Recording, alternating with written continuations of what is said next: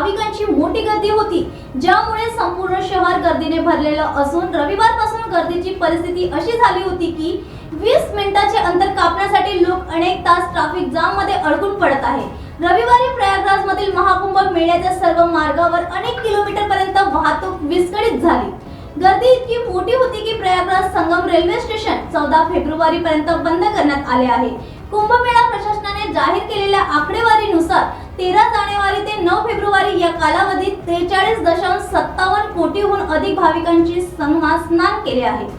वाहतूक विभागाचे अतिरिक्त आयुक्त कुलदीप सिंह यांनी सांगितले की वाहनांची संख्या खूप जास्त आहे आणि प्रवासी शक्य तितक्या लवकर त्यांच्या गंतव्यस्थानावर पोहोचण्यासाठी शक्य तितक्या जवळ जाण्याचा प्रयत्न देखील करत आहेत। यामुळे बराच वेळ वाहतूक कोंडी होते आणि या गर्दीमुळे आपल्याला मौनी अमावस्येची व्यवस्था लागू करावी लागेल।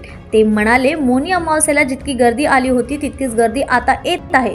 दूरवरचा पार्किंगचा लॉट 50% भरलेला असून जवळील पार्किंगची जागा लहान आहे तर दूरची पार्किंगची जागा मोठी आहे, तरीही वाहनांच्या रांगा लागलेल्या आहेत।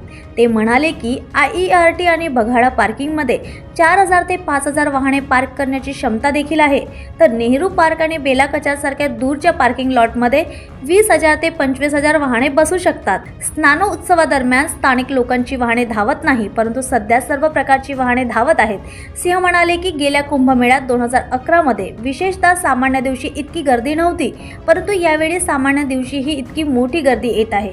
पुढील काही दिवस भाविकांची गर्दी कमी होण्याची शक्यताही नाही, असेही त्यांनी सांगितले। पोलीस टाइम न्यूज साठी स्वप्निल धारगविच रिपोर्ट। कोशिश करिए कि घर वापस चले जाइए। जो आगे कटने की बॉर्डर है वहां पर बहुत ज्यादा जाम लग चुकी है। जिनको भी आप रोक के समझाइश दे रहे हो उनसे सबसे निवेदन करिए, हाथ जोड़ के निवेदन करना पड़े, किसी भी भाषा में निवेदन करिए कि आप लोग सभी लोग जहां से आए हैं वहां से वापस चले जाइए। सड़क पूरी तरह से भर चुकी है।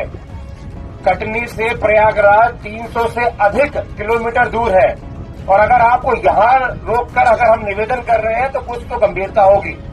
आप परिवार के साथ आए हुए हैं तो मित्रों के साथ आए हुए हैं, पुनः एक बार विचार कर लें।